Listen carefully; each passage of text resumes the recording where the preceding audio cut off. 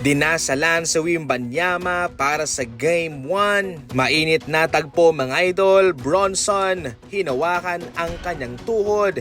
Samantalang aksidente pang naapakan ni Cornet ang kanyang ankle mga idol. Grabe, pisikalan kung pisikalan ang Game 1. Sa first half ng kanilang laban mga idol ay meron pong dalawang players sa Spurs ang nag-step up ng malaki.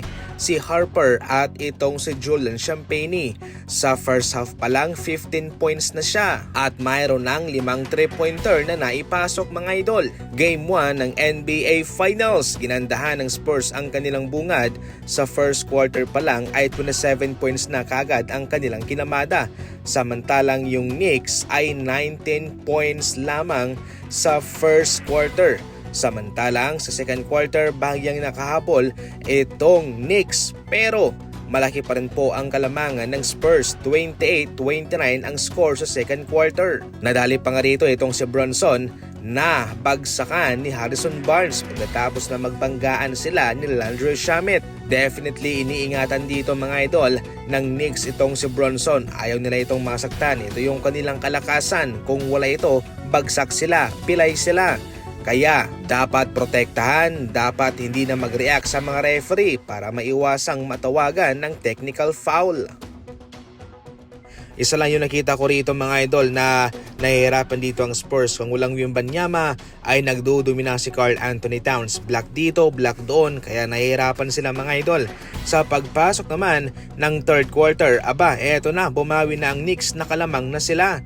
21 points ang in-score ng Spurs sa third quarter, samantalang sila ay 28 na. At ito ay nagpatuloy pa sa pagpasok ng fourth quarter. Bahagyang nakahabol na ang Knicks mga idol at sila na sa ngayon ang lamang sa laban. Sa pangunguna ni Bronson, Anunoby na mayroong back-to-back 3-pointer at Josh Hart ay nagawa nilang makalamang na sa San Antonio Spurs papuntang fourth quarter. Nang umabot na ho ng 6 na minuto ang natitira sa fourth. Pansamantala munang itinigil ang kanilang laban dahil mayroong isang fan ang gustong mag-selfie kay Victor Wembanyama. Dalawa ang kanilang reaksyon dito mga idol. Si Mitch Johnson medyo naguguluhan siya, pero si Wembanyama all smile, nag-i-enjoy sa kanyang nakita.